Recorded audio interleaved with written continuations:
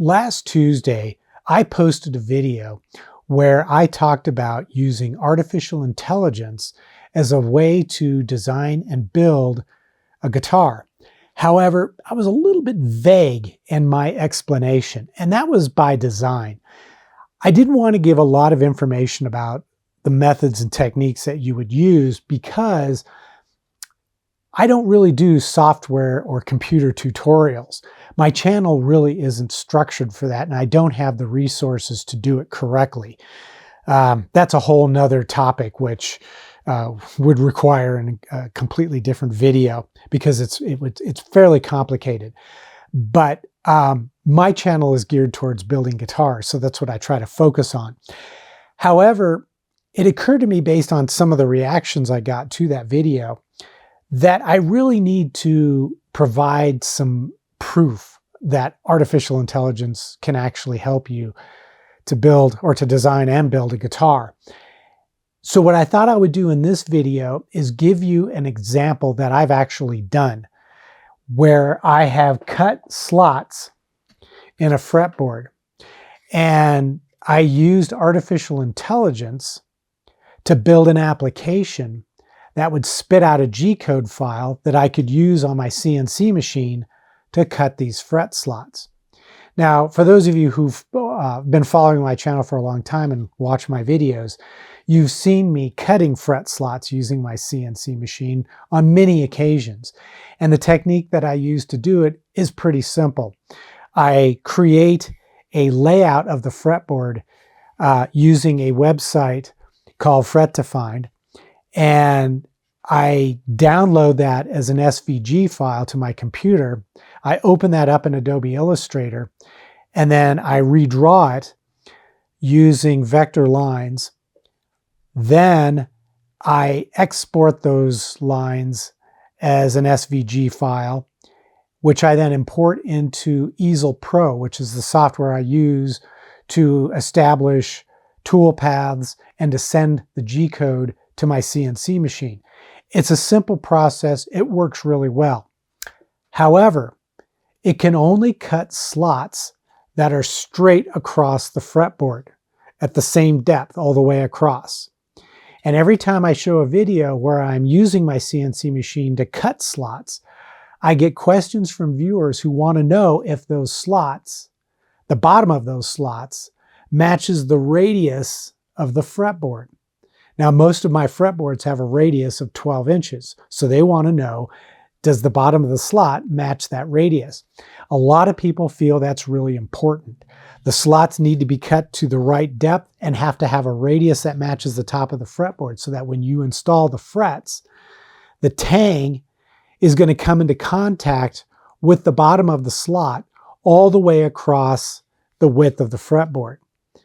And the only way that can happen is if the bottom of that slot is radiused from side to side to match the radius of the fretboard.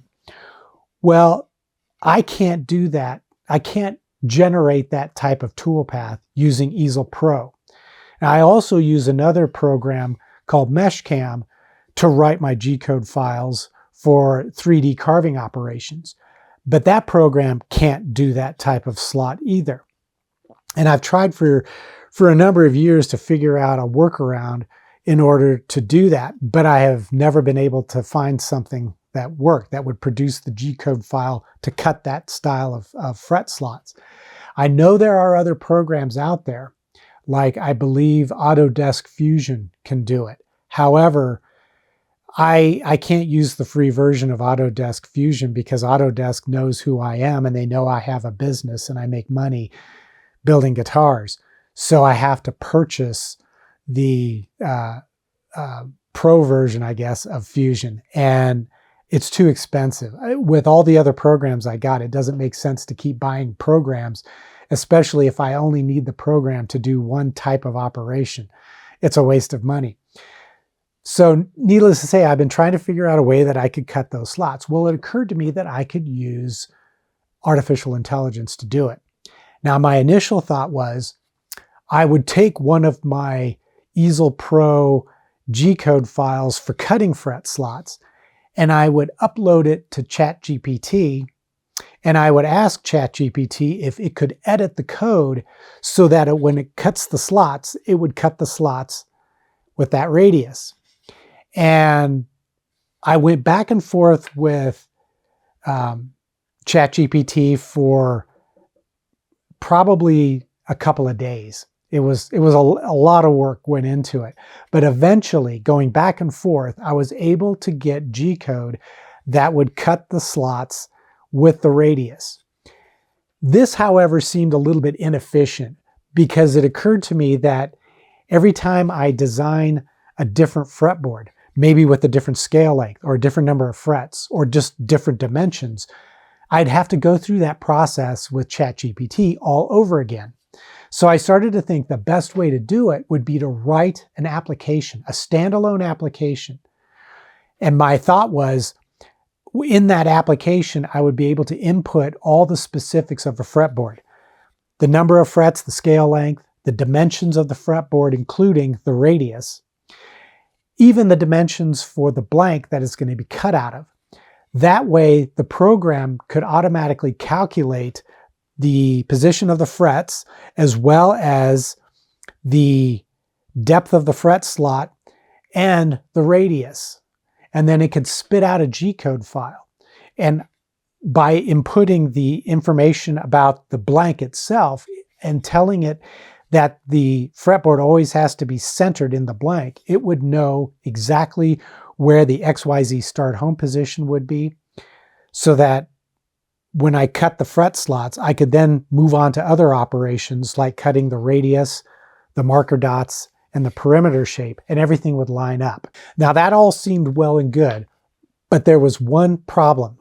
Having used ChatGPT before to write standalone programs, I know that it can be a real chore.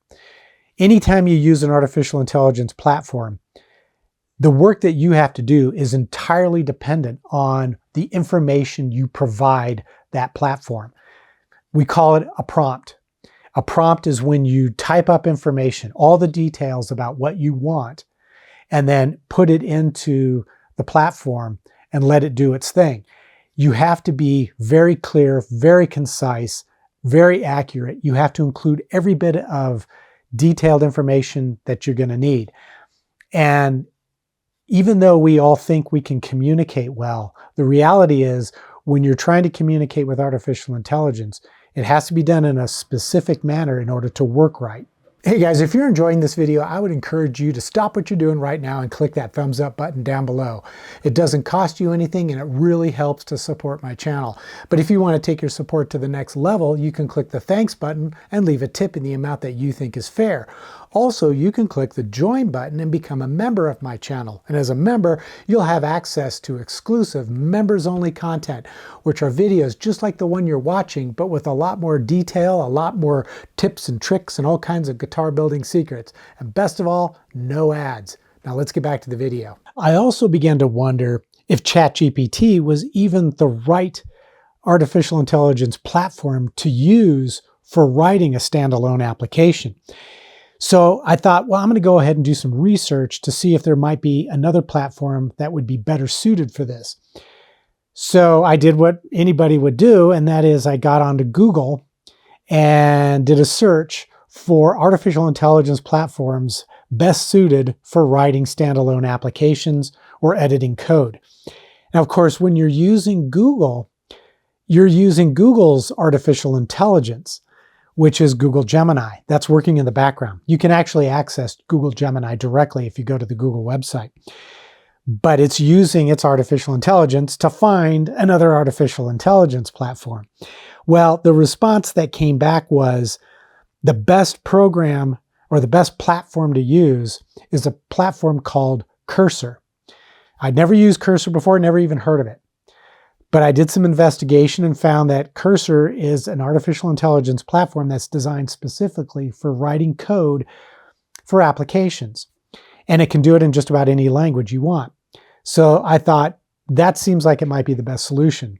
Cool thing is you can download it for free. And if you're a hobbyist, you can use it for free. The only time it costs money is when you're trying to build programs and sell them. So, or you're making money from editing code and that sort of thing, which I'm not doing. So I downloaded Cursor and I opened up the program, and it basically fairly straightforward and similar to other artificial intelligence platforms. But what you can see on the window here is on the left side of the screen is the area where you put in your prompt. Then on the right side of the screen is where the code will appear. So before I could write a prompt, I had to really think through how this program was going to work. And I tried to mentally envision how I would use the program and what information would be needed in order to write this G-code file for cutting radiused fret slots. And I started to write my prompt. And what I actually did was I wrote the prompt in a separate text editor. That way I could just focus on the words itself. And I input that text. I spent a lot of time trying to think through the process and trying to anticipate what Cursor would need to build this program. I also knew that I was going to build it using Python, and that would probably work best for creating a simple standalone application. After spending quite a bit of time composing my prompt, I even saved it and let it sit overnight so I could look at it again with fresh eyes the next day. But once I felt like I had a pretty good prompt, I copied the text out of my text editor and I dropped it into the chat window in Cursor. And then I sat back, and about 10-15 seconds later, it had finished writing the code in Python. Now, the way it works, and I don't want to get into too much detail here because I don't want to turn this into a software tutorial, but I had created a project folder where I could keep all the elements of this project, and it saved the Python code into that folder. So then, in the right side of the Cursor app, I opened that code. And the cool thing about Cursor is I could run the code directly from Cursor. So I clicked the play button and it popped open a window showing my application and all the fields that I need to fill out in order to allow the program to compute and create the G-code. And at the bottom, there's a button that I click to generate the G-code, and that prompts me to name the file and then save it to my computer. I was blown away by this. I couldn't believe that it actually was able to do this. Now, I did have to go through a couple of rounds of changes with Cursor in order to get the program to do exactly what I wanted. But I don't think it took me more than a couple of hours to dial in this application to make it work perfectly. The cool thing is Cursor also helped me to package the application so that I can run it outside of Cursor as a standalone application on my Macintosh. And if I want to, I can download Cursor to my Windows computer. I can open the code there and I can package it for use on a Windows computer. So that's something that I'll probably do here in the not too distant future. And I know some of you watching are going to want to know if I'd be willing to share my application. And it's possible I may do that. If I do, I'll post a video in the future which will tell you how to get a hold of a copy of it. But I've got to work through a few things first. At any rate, after I had got the program functioning exactly the way I wanted it to, and what I did is after downloading the created G-code file to my computer, I opened it up in Camotix, which is a program that lets you visualize G-code. And I could see it was doing exactly what I wanted it to do. It's cutting the slots with a radius. But the real test was going to be to actually make a fretboard. So I imported that G-code file into Easel Pro, and I set up a project which would include cutting the fret slots, milling the radius, drilling the marker dot holes, and then cutting out the perimeter shape. And then I took it out to the garage and clamped a blank down to the wasteboard of my CNC machine, loaded the project onto my computer and sent it to the controller for the CNC machine, and I actually cut the file.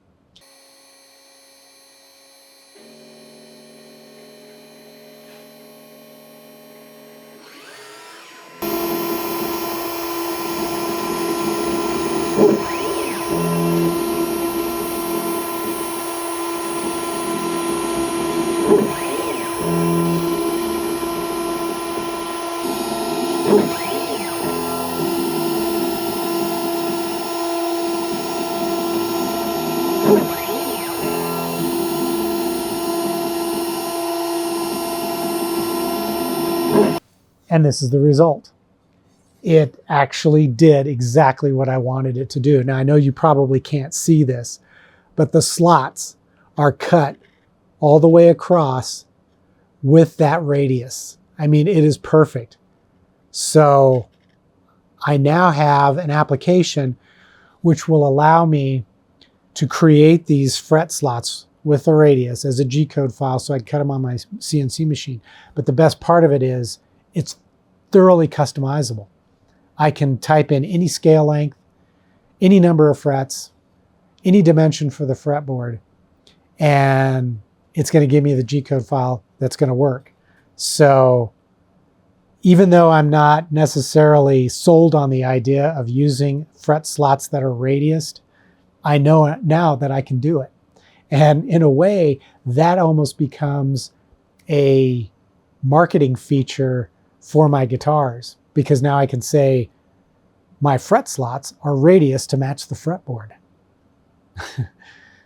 Yeah, take it for what you will. But after really struggling for a long period of time to try to figure out how to do this, I now have a very simple standalone application that'll do it for me. And I did it using artificial intelligence. So I think that is really good proof that AI can be a very powerful and useful tool when it comes to making guitars, not to mention all the other things that you can do with it. Because believe me, I've been using Cursor to write all kinds of applications for things that have nothing to do with building guitars. And there's another or a couple of other opportunities that I might explore using artificial intelligence and a program like Cursor to build applications that will help in building the guitars, like determining the angle of the neck in the relative to the body, the depth of the pickup pockets, all that kind of stuff. It's really your possible uses for it are limited only by your imagination. I hope you found this video to be useful and informative, and I hope it's convinced you not to be afraid necessarily of artificial intelligence, but rather to embrace it, to make it work for you, because really that's what it's intended to do. At any rate, if you enjoyed the video, you know the drill. Click the thumbs up button. It really helps the channel, shows me some support. And of course, you can do all the things I mentioned earlier in the video. But until the next episode, as always, take care, stay safe, and I hope you'll be back for more of these guitar building videos.